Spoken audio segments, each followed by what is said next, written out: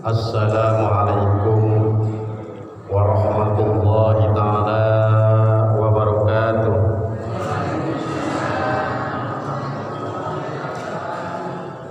Alhamdulillahilladzi akrama man ittaqa bi mahabbatihi wa wa'ada man khalaqahu bi ghadabihi wa 'adabihi.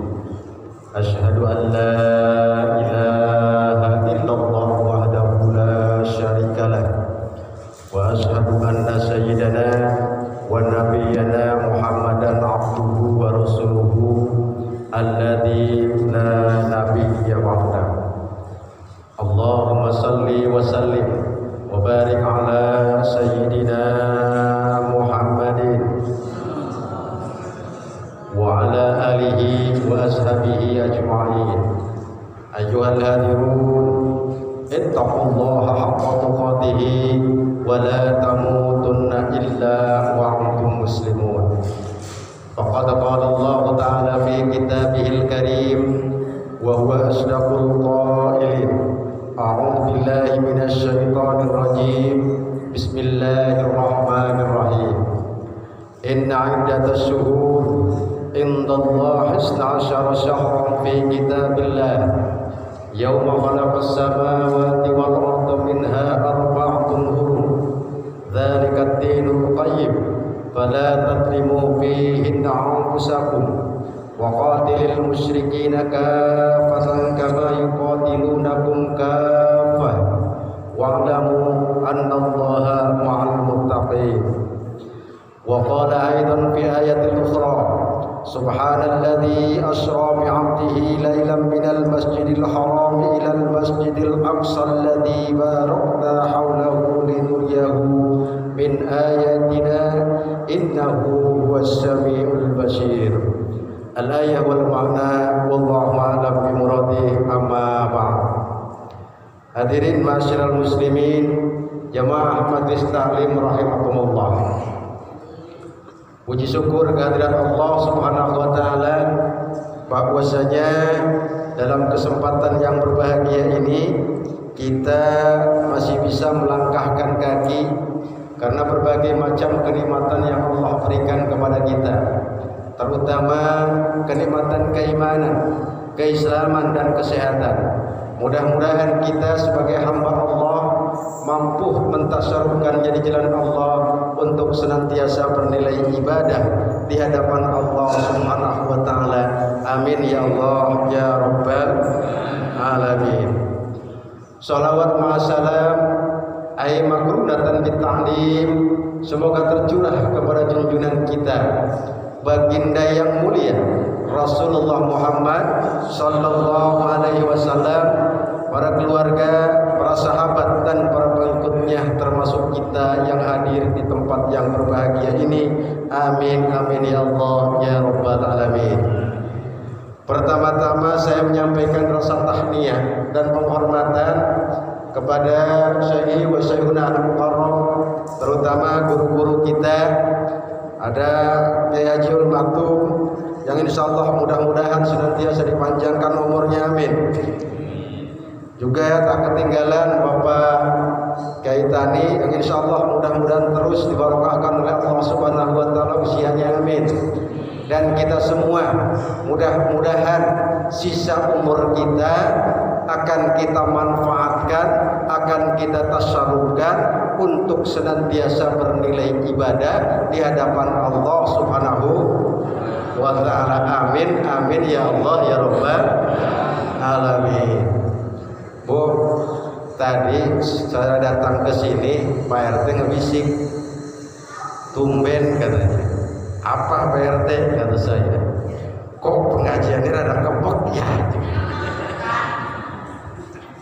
Koten bu, masya Allah. Langgi ke biasanya mesti ngaji nih wenten 10 uang, sing pitune mah tiang-tiang masjid doang. Masya Allah. Barang seniki karena ada peristiwa khusus, insya Allah kita akan takliman wa takliman li thalabul ilmi. Mudah-mudahan langkah kita, mudah-mudahan waktu kita, mudah-mudahan kesel kita akan menjadi saksi nanti di yaumil qiyamah. Amin ya Allah ya Rabbal alamin. Kenapa demikian? Karena memang Rasulullah sallallahu alaihi wasallam sudah menginformasikan kepada kita sejak 14 abad yang lalu. Kalau 14 abad itu berapa tahun atau berapa? Bubir aja bener. 14 abad niku kurang lebih 1400 tahun yang lalu Rasulullah sudah menginformasikan kepada kita bahwa barang siapa orang yang mau duduk di majelis ilmu, maka Allah menyuruh malaikatnya untuk mengepakkan sayapnya. Mengepakkan sayap apa maksudnya?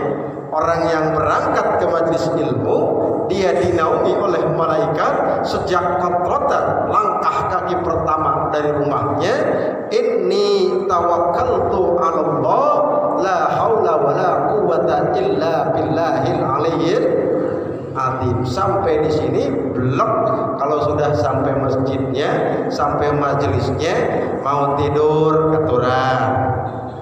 Ada orang isin mah panganane wis dipangan jero. Iya. Dan ini mah ngajinya beda, karena ini mah ngaji khusus. Ngajinya ngaji tentang Isra Mi'raj. Tapi kalau ngaji Isra Mi'raj sudah ya cuma. Jadi tidak usah khawatir kita dapat apa dari sini. Tapi kadang-kadang lamun ayun berangkat ning pengajian niku segala-gala kerasa ya Bu ya. Gimana sih gitu. Masya Allah kadang-kadang awannya pada enak-enak saus kon badan barang arep lu ngening majelis ilmu, Masya Allah pegel lah, sikile jemper lah, boboyowe. Masya Allah wenten saus. Kenapa demikian? Karena Allah sudah menjanjikan, man salaka tariqan ilal ilmi sahalallahu ta'ala tariqan ilal jannah. Barang siapa orang yang mau melangkahkan kaki ke majelis ilmu, maka Allah akan memudahkan kepadanya jalan menuju surganya Allah Subhanahu wa ta'ala. Jadi wis mau oleh panganan, wis mau enak dodok di AC ini, wis tur ki boten apa-apa. Itu adalah diamnya di majelis ilmu. Tapi kadang-kadang niku sumehe kadang-kadang. Masya Allah. Mudah-mudahan Allah memudahkan kita, memudahkan langkah kaki kita untuk datang ke majelis ilmu. Amin ya Allah ya Rabbal alamin. PT tekan jam pinten iki nih. Terus mentok. Terus mentok wae iki. Bogoku lagi rada aneh kan Kang Ustaz Tayudin. Biasa nih malah mau rejeban mau manggil singkana gua. Barang iki ke sing buri munggil. Repot iki. Dapat coba ini. Masya Allah. Baik.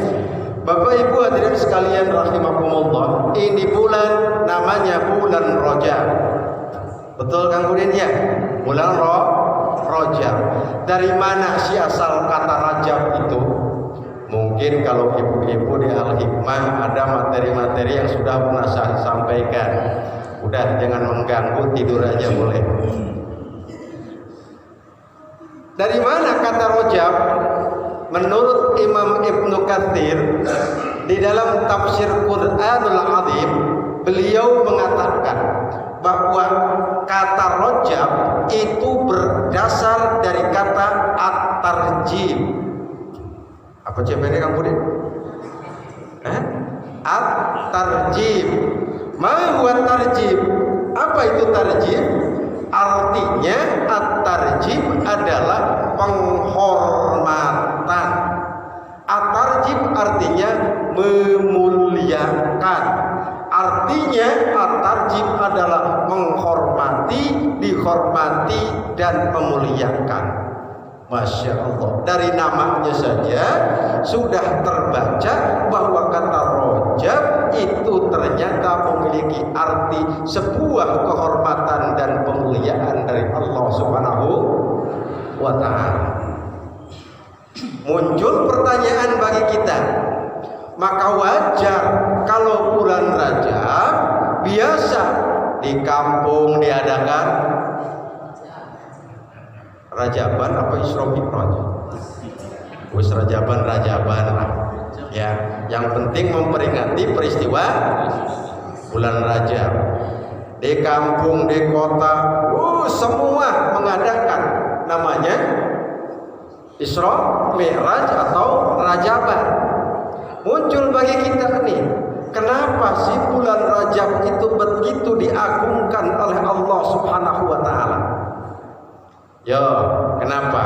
Jangan sampai nanti cucunya nanya, Mama, kenapa kalau bulan Rajab, Mama apa papu? Kenapa bulan Rajab itu kok harus dimuliakan? Itu pertanyaan dasar saja bagi kita. Kenapa bulan Rajab harus dimuliakan, harus dihormati oleh kita, bahkan dirayakan oleh kita? Karena setidaknya menurut para ulama ada 3 peristiwa besar yang terjadi pada bulan Rajab. Kenapa Rajab itu dimuliakan oleh Allah? Setidaknya ada 3 hal yang membuat bulan Rajab layak kita hormati, layak kita muliakan, layak kita agungkan. Biarkan saja Bu, kalau anak-anak mah, iya, yang penting dilindungi, diamping. Ini untuk bapak-bapak kadang-kadang mah lagi sholat Jumatan, wenten bocah, pula cek ke sini kan, biasa tuh lagi Jumatan. Wih, menang siro, balik berani. Bocah di masjid disuruh balik. Masya Allah, bocah di masjid disuruh balik. Lamun lagi maketan boten apa-apa. Tapi ada akhlaknya yang harus dipelihara. Mungkin di minggu-minggu yang lalu saya pernah sampaikan, jangan sampai anak kita dibiarkan melangkahi orang yang sedang melaksanakan ibadah sholat. Kita sedang sholat, jangan sampai anak-anak itu dibiarkan. Itu harus dicegah.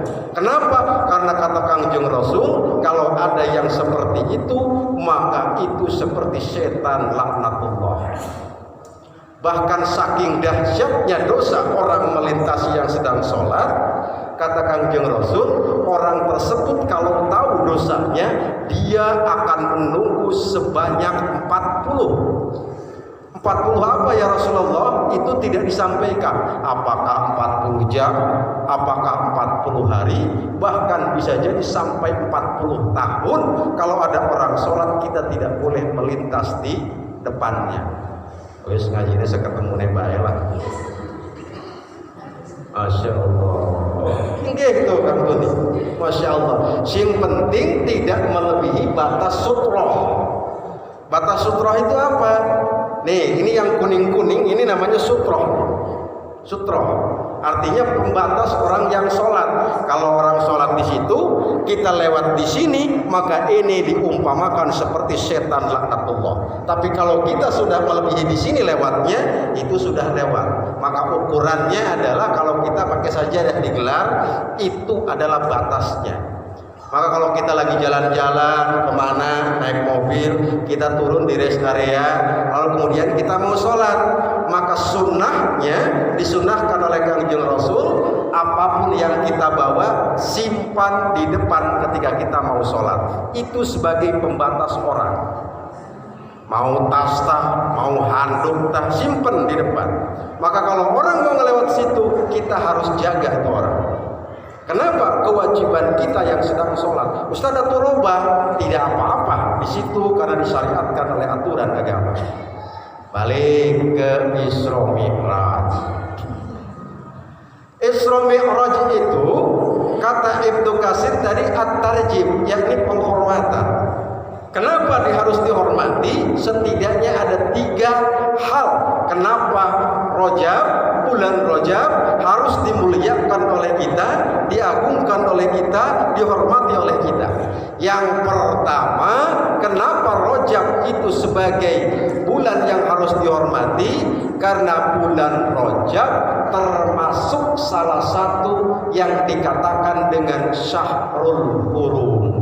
Satu. Apa CPN Bu? Oh ke sana baliknya ya kalau di rumah. Apa CPN Bu? Kenapa bulan Rajab harus dihormati? Salah satunya yang pertama karena bulan Rajab masuk di antara bulan yang dikategorikan sebagai bulan haram, atau dalam Al-Quran dikatakan dengan Asy-Syahrul Hurum, yakni bulan yang dimuliakan oleh Allah, bulan yang diharamkan oleh Allah. Dimuliakan bagaimana? Dimuliakan setiap amaliyah kita, amal baik kita, amal soleh kita, pahalanya dilipat gandakan oleh Allah.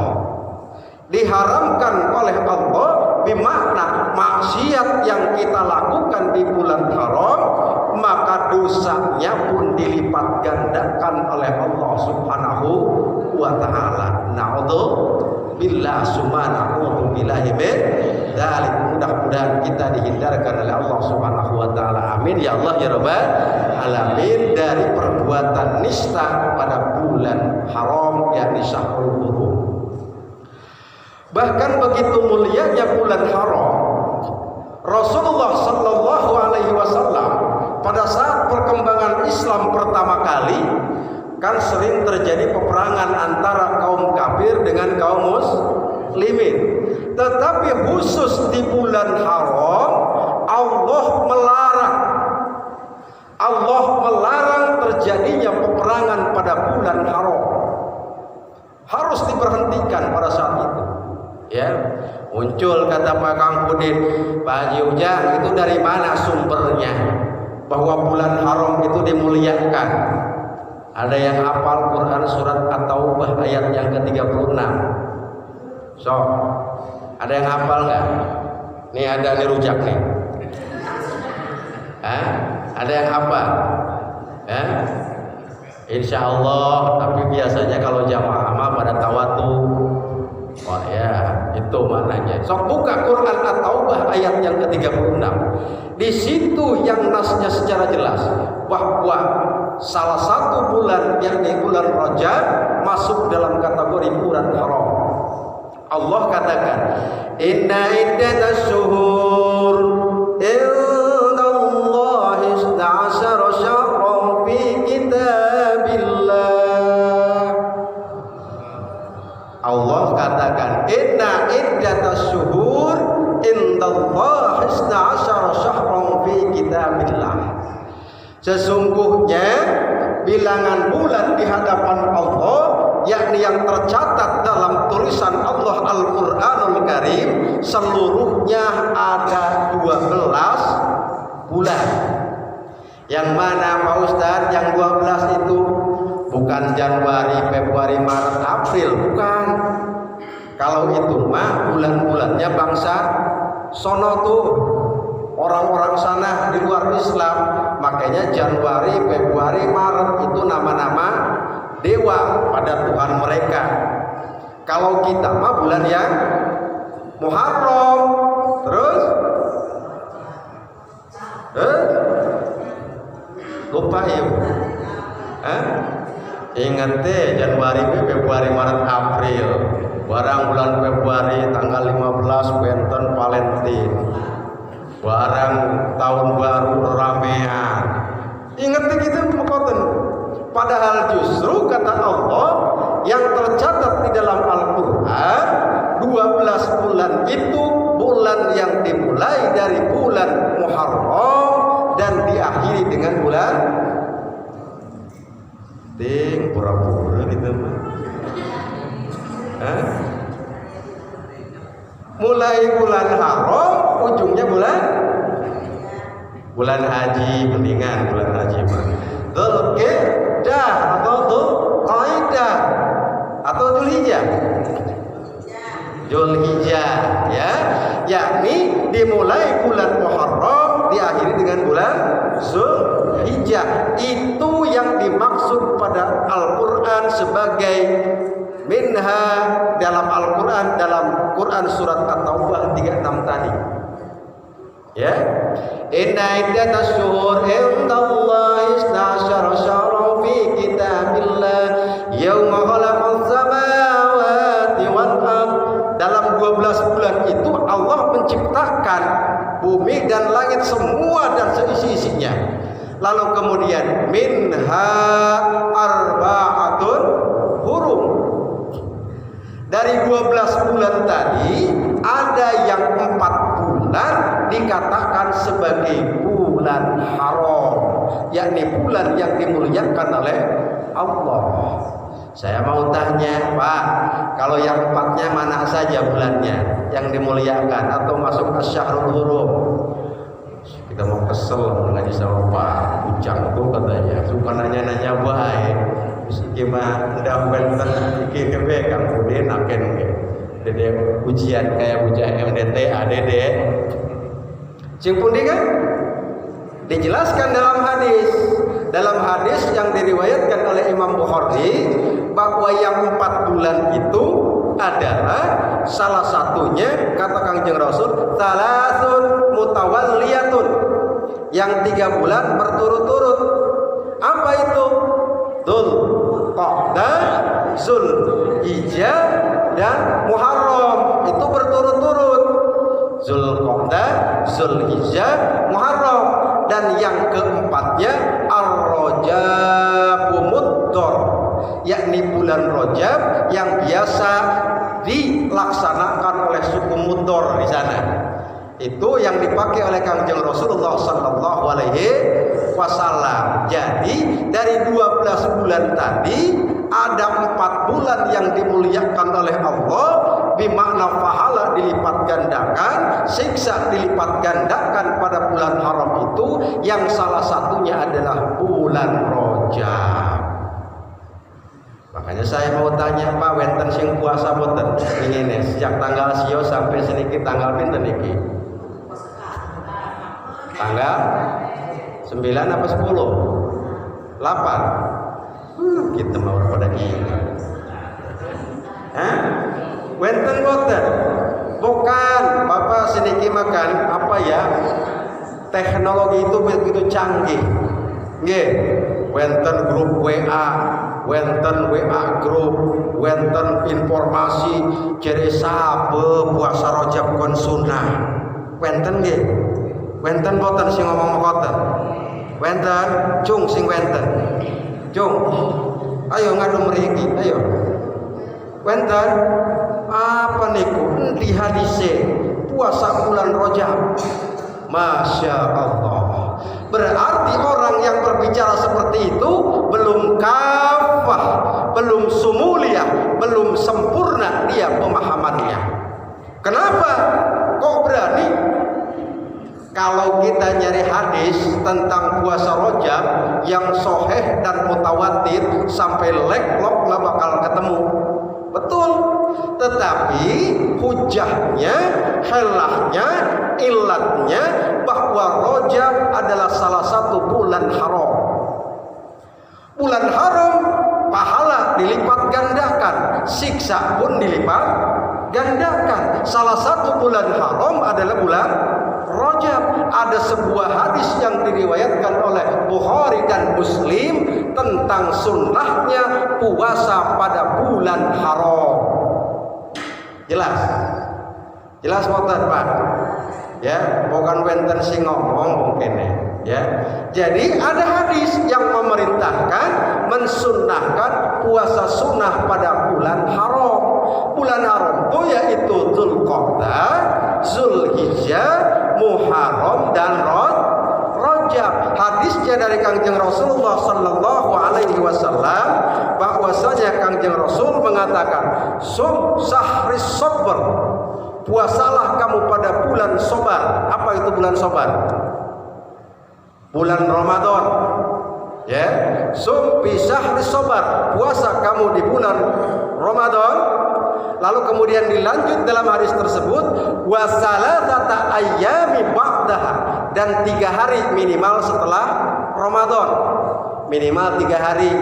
Lamun mungkin tas Ramadan ayun puasa wenten hadis sing sahih malih yakni 6 hari. Mana hadisnya? Man shoma ramadhana fa atba'ahu sitti min sawalin fa ka'annama shaumad dahri kulli. Barang siapa orang yang berpuasa pada bulan Ramadan lalu kemudian dilanjutkan 6 hari setelah Ramadan, maka dia seperti puasa 1 tahun sepanjang masa. Jadi sepanjang tahun dia puasa itu pahalanya di hadapan Allah. Tapi saking rajinnya ge hari pas hari raya nama boten antuk karena niku arane ya hari yang diharamkan melaksanakan ibadah puasa, yakni dua Idul Fitri, hari tasyrik itu dilarang untuk melaksanakan ibadah puasa. Nah, bulan haram salah satunya masuk yang disunahkan oleh Rasulullah. Dilanjutkan kata Rasulullah, wasum ashurul haram, dan puasalah kamu pada bulan haram. Bulan haram itu yang mana? Tadi yang 4, Dzulqa'dah, Dzulhijjah, Muharram dan bulan Rajab. Jadi jelas pahalanya akan dilipat gandakan oleh Allah Subhanahu wa taala. Amin ya Allah ya rabbal alamin. Mungkin entas Rajaban ke lamun wenten sing dereng maka nyereni barang sios mah katuran. Koten ku maksudna mah. Nggih insya Allah amin ya Allah ya rabbal alamin. Mudah-mudahan kula sedanten bangkit melaksanakan amin ya Allah ya rabbal alamin. Tuh, jelas Allah katakan yang namanya bulan Rajab adalah bagian daripada bulan haram yang harus kita hormati, yang harus kita muliakan, bahkan harus kita agungkan pada bulan Rajab yang termasuk salah satunya bulan haram. Lalu apa yang harus kita lakukan pada bulan haram yang salah satunya bulan Rajab itu? Ayatnya dilanjut.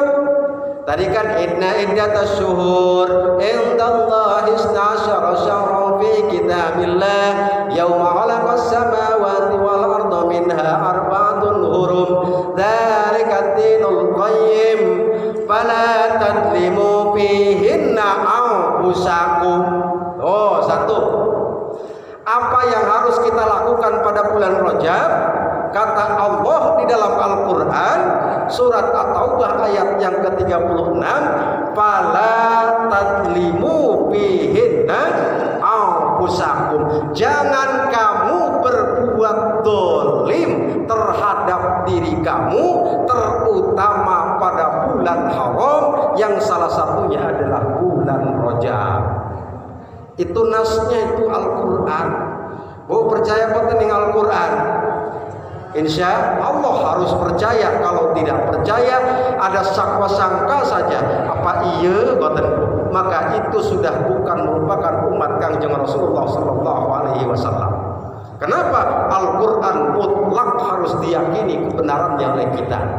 Maka Al-Quran katakan pada bulan Rajab, Allah katakan dalam Quran surat At-Taubah 36, fala tadlimu fihinna anfusakum. Jangan kau berbuat dolim terhadap diri kamu, terutama pada bulan haram yang salah satunya bulan Rajab. Saya mau tanya, yang namanya dolim itu apa sih? Dolim itu apa? Hah? Dolim itu apa? Wad'u syai'in fi ghairi mawdi'ihi. Yang namanya dolim itu Kang Budi, menempatkan suatu persoalan bukan pada tempatnya, itu adalah dolim. Sok kita muhasabah nih di bulan Rajab, kita muhasabah nih di bulan haram, menempatkan suatu persoalan bukan pada tempatnya, maka menurut Al-Quran itu adalah dolim, terutama dolim terhadap diri sendiri. Saya punya peci harganya cuma 10.000. Punya sepatu harganya 400.000. Pernah enggak sepatu saya disimpan di kepala? Pernah enggak? Padahal kan mana amat gen larang 400.000 masa diedek-edek. Boten. Soalnya kenapa? Kita tidak mau berbuat dolim.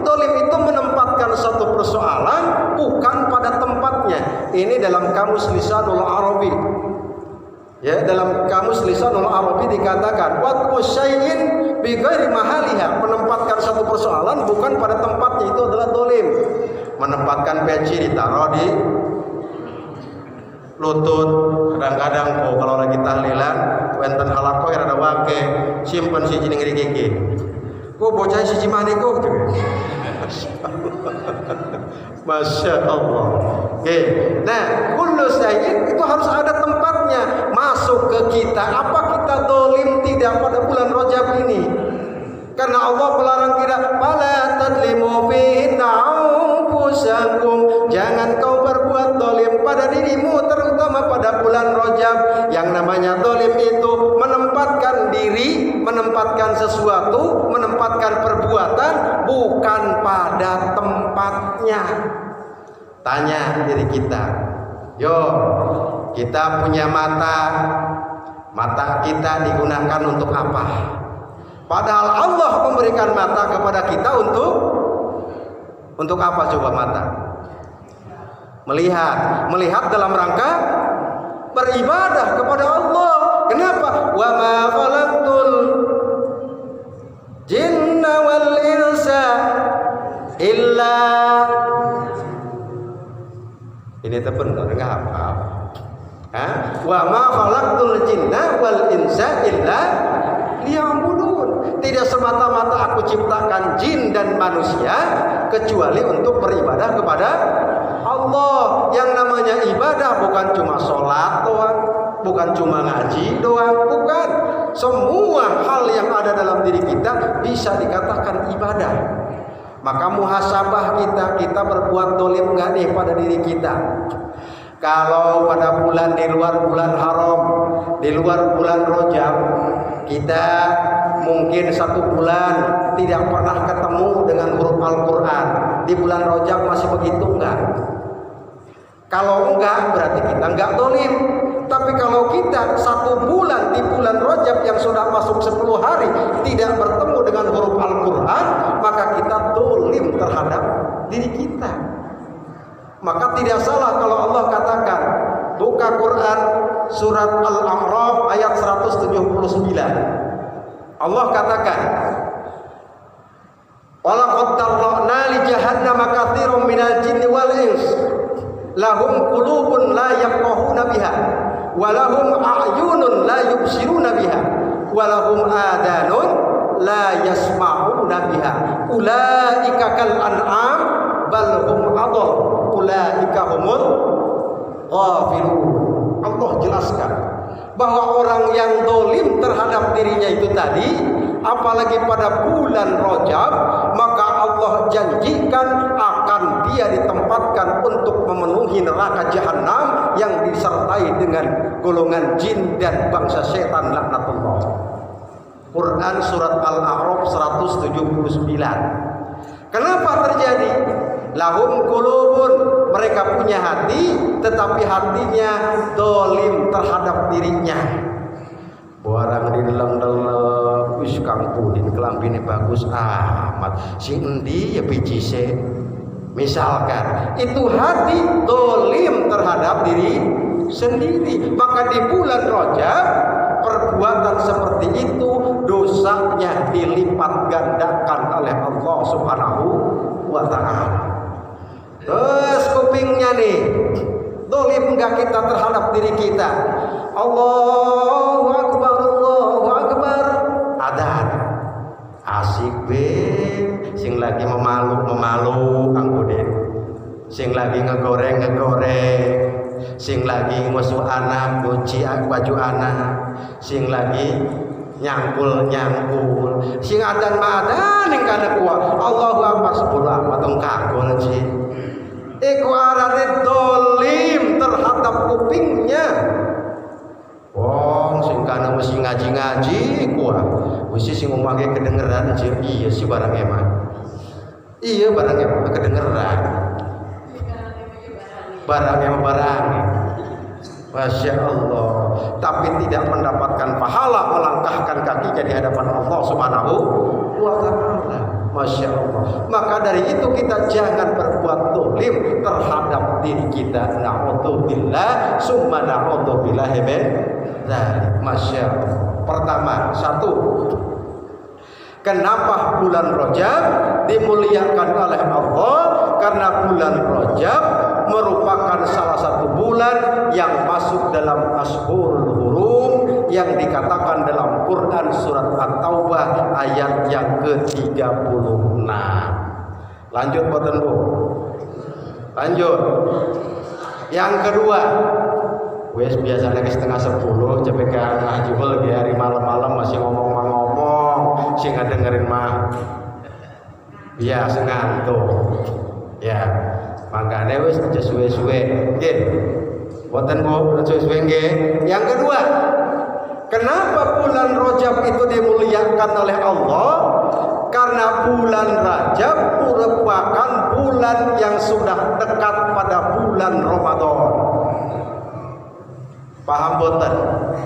Paham boten maksudnya?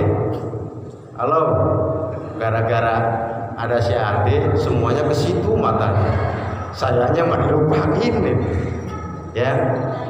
Yang kedua, kenapa bulan Rajab itu dimuliakan? Karena bulan Rajab merupakan bulan yang berdekatan dengan bulan Ramadan. Pak, kalau kita menghadapi masuk di bulan Rajab, doa apa yang sering kita ucapkan? Oh, doa kalau kita masuk di bulan Rajab apa yang sering kita ucapkan? Allahumma barik lana.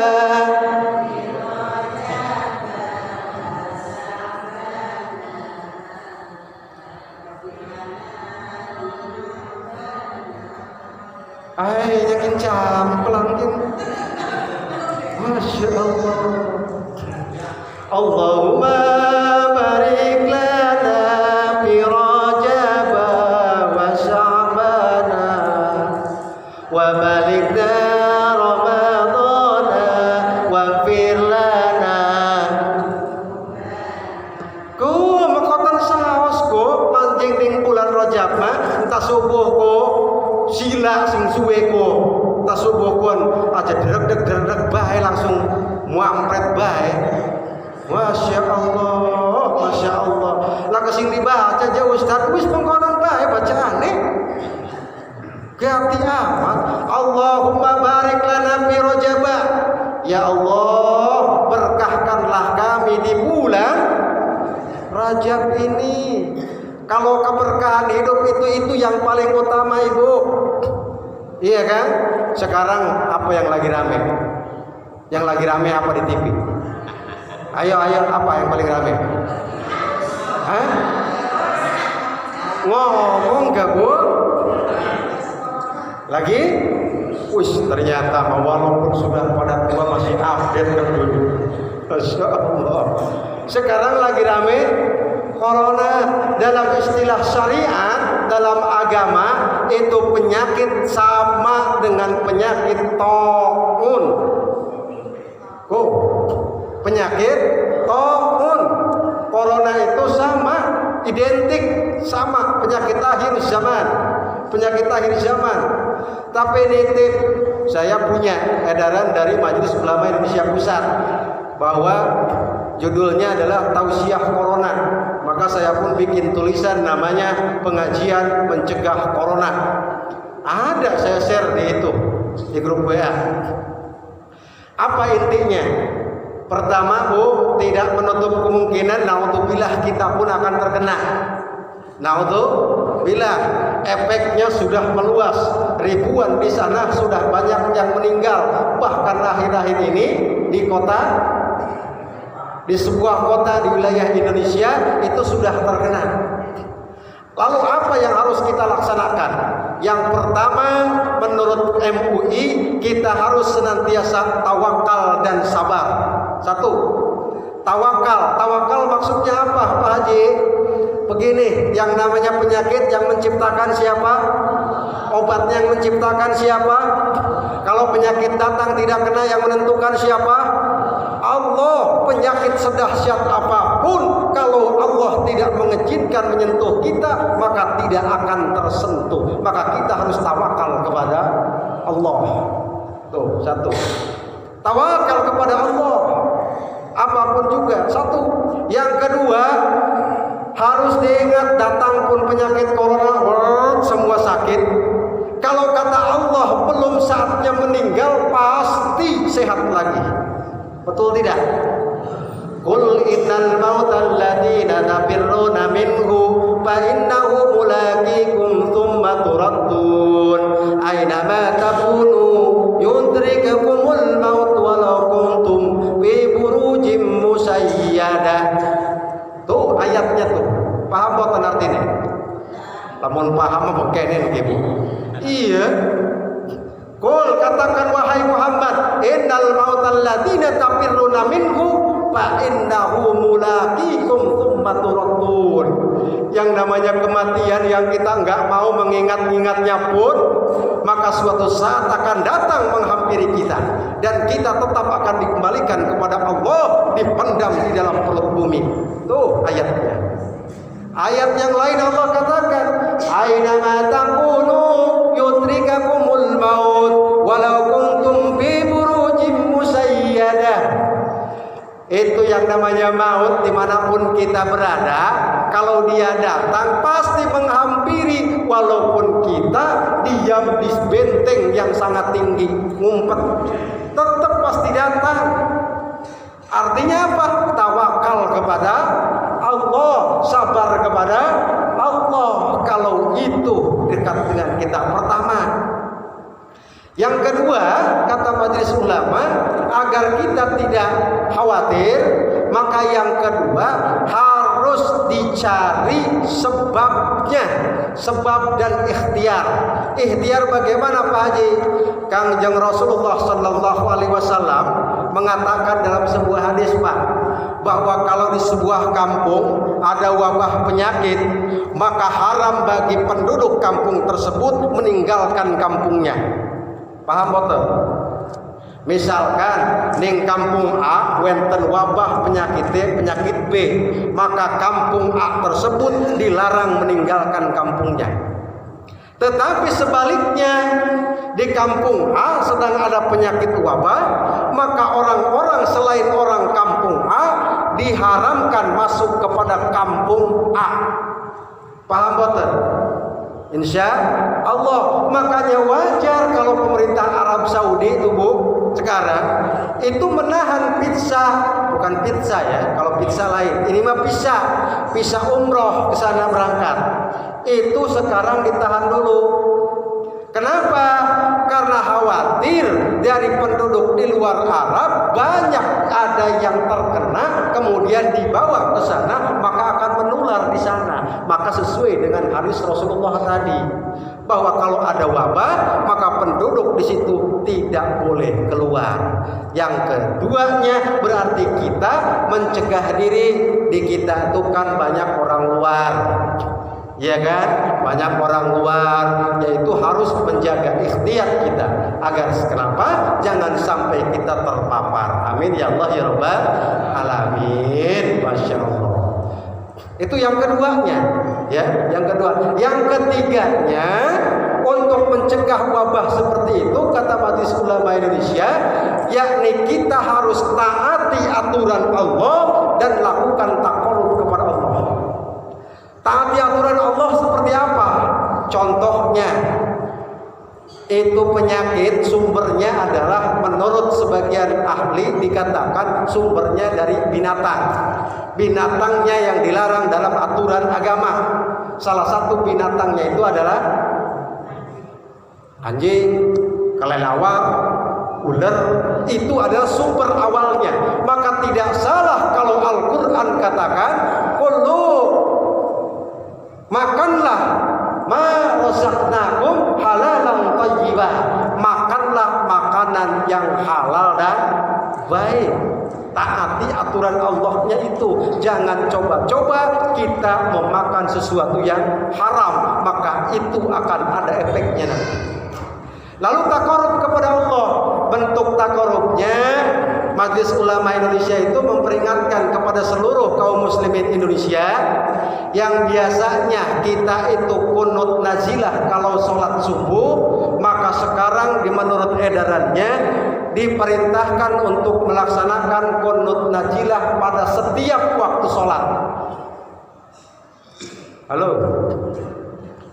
Diperintahkan untuk melaksanakan kunut najilah di setiap waktu sholat.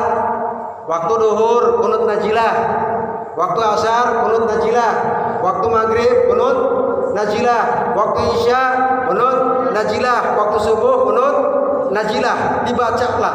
Apa iya? Ar-rada'at du'a tanfa'ul bala. Doa itu akan menolak bala bencana.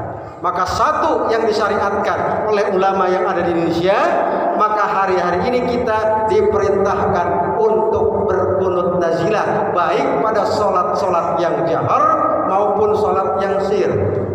Kalau sholat duhur, sholat asar, kunut nazilahnya sir. Kalau lagi individu, ini selama wabah ini menyebar. Karena Kangjeng Rasul pun ketika melakukan perang Badar, beliau akan diserang oleh kafirin yang begitu banyak, maka bermunajat kepada Allah melalui kunut nazilah, maka diturunkanlah malaikat untuk membantu Rasulullah SAW. Begini pun sekarang, ya, zuhur silakan. Pak Ujang, saya mah udah mau yang jahar saja, boleh silakan. Ya, jadi pada sholat maghrib, isya dan subuh silakan. Ya, tapi tentu ini yang memang ada biasa melaksanakan kunut, yang tidak yang di luar kita itu lain-lain. Ya, sampai mana tadi ngajinya kok ke situ-situ yang lamanya? Sampai mana tadi Bu? Lanjut poter sampun. Dereng napa-napa nih Ibu. GB, wong tadi coba ini hantem kula mah bener. Mau iki mengaji nih ngaji khusus di Isra Mi'raj. Biasa nak ke lamun ngundang sing atuh ke beres jam 12 gitu. Ya coba cari sering kula mah dengan Malik Saus.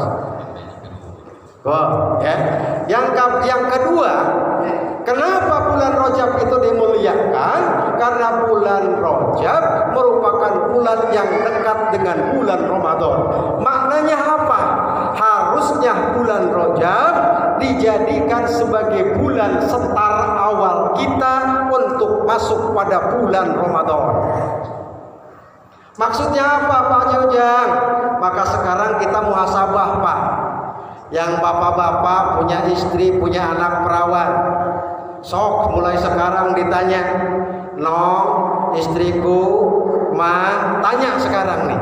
Tanya sekarang. Maksudnya apa? Apakah masih punya hutang-hutang puasa? Tidak. Kenapa demikian?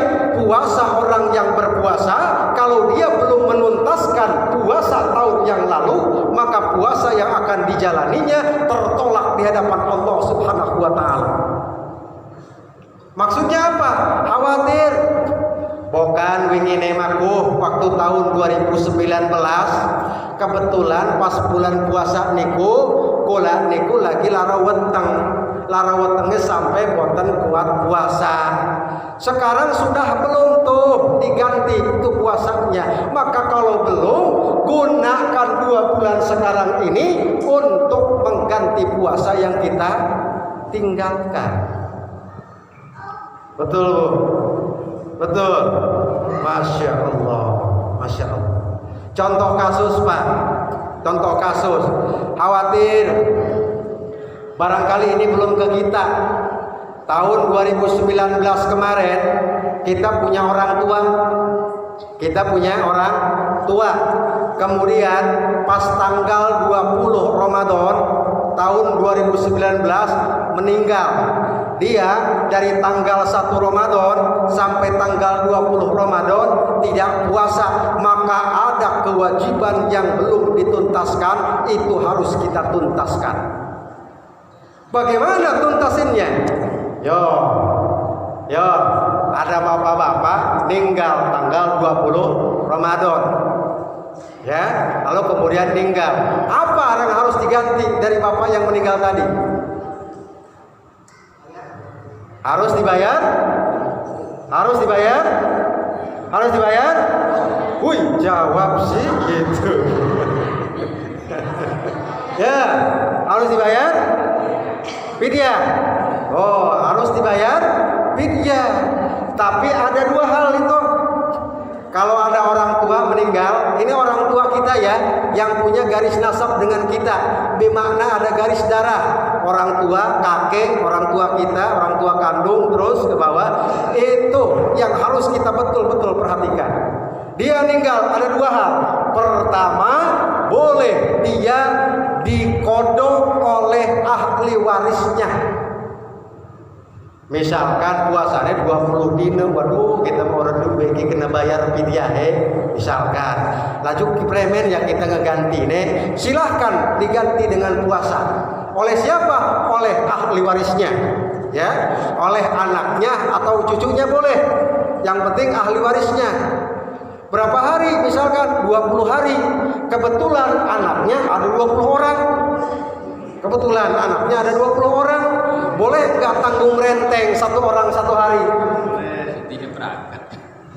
Sedina perangkat sing penting kita paham hukumnya. Tapi kalau kita tidak paham hukumnya, maka puasa yang ditinggalkan oleh orang tua kita yang meninggal akan menjadi penghambat untuk diangkatnya ke dalam surganya Allah Subhanahu wa taala.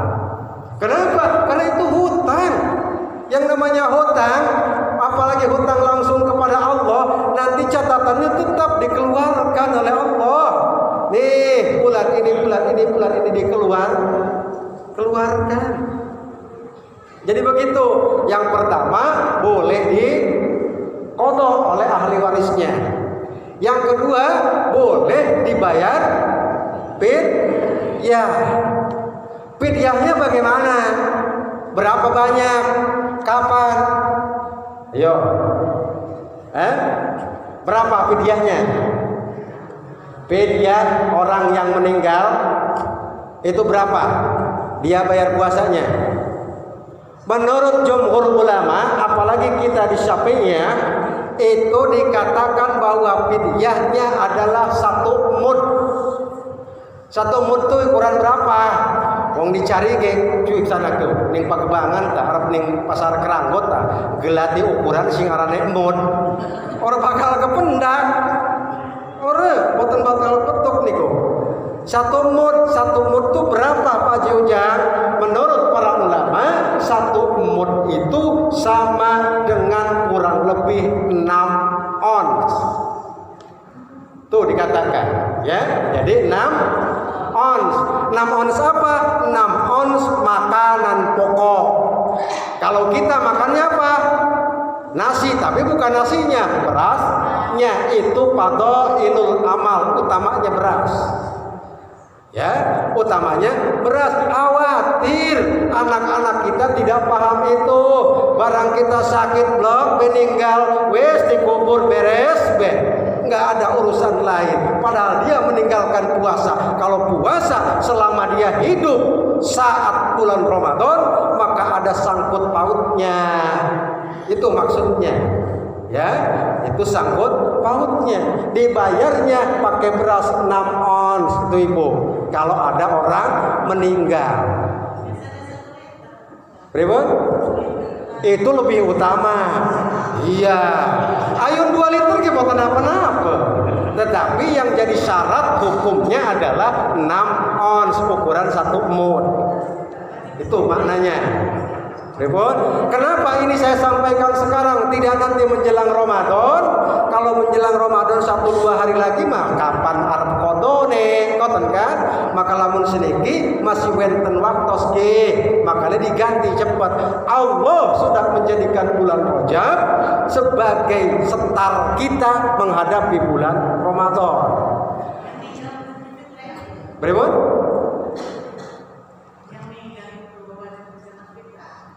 Yang meninggal harus zakat fitrah, utamanya keluarkan saja zakat fitrahnya, ya, tidak jadi persoalan itu. Zakat fitrahnya keluarkan saja, itu akan lebih utama untuk ikhtiyat kehati-hatian kita, ya, untuk ikhtiyat dan kehati-hatian kita. Tetapi ada ulama yang mengatakan kalau dia meninggal setelah sholat Id maka dia tidak wajib. Ya, maka sebelum sholat Id maka dia tetap harus mengeluarkan zakat fitrah. Ini kembali ke masalah fidyah orang tua yang meninggal tadi. Jadi dibayarnya dengan beras atau makanan pokok sebanyak 6 ons. Kapan dibayarnya? Bisa nggak sekaligus? Bisa katuran 20 kali 6 ons berapa? 2 kali 6 kali 2 12, berarti 120. 12 kilo apa 120 kilo itu kan tak? Hah? Ya segitu tuh ya hitungannya. Berarti 120 kiloan. Wis keluarkan. Insya Allah. Tetapi menurut para ulama dikemanakan itu mustahiknya? Diurutkan dari asnaf ashabul zakat. Yang 8 asnaf diurutkan. Itu adalah prioritasnya. Ya. Jadi orang tua yang meninggal. Satu, ingat tuh. Kita khawatir punya orang tua yang meninggal kemarin. Yang kedua Pak, ini nih buat ibu-ibu, buat perempuan. Perempuan itu ada 2 persoalan. Dia harus qadha, dia harus fidyah, atau dia harus qadha, dia juga harus fidyah. Nih yang punya istri yang masih, misalkan, Bu, tatkala bagaimana seorang perempuan wajib mengqadha puasanya? Hah? Misal contoh ada perempuan lagi hamilnya 9 bulan, atau perempuan umurnya 90 tahun hamil. Wenten boten? Hah? Wenten boten? Ya taruhlah 90 tahun atau yang hamil dia, lalu kemudian kita ora kuat ki puasane, ora puasa mani, ora kuat kita mah. Kalimatnya begitu, ora kuat kita mah. Udin premen-premenkin badan kita nih. Gitu tuh ya. Maka itu menurut jumhur ulama diwajibkannya cuma qadha nantinya. Lalu kalau dia ngomongnya begini ketika hamil,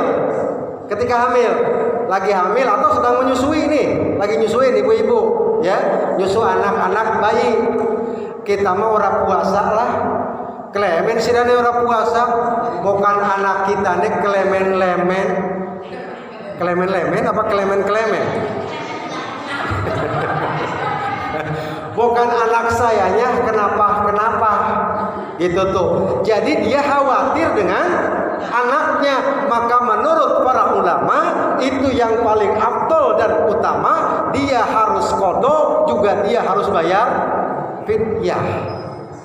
Jelas?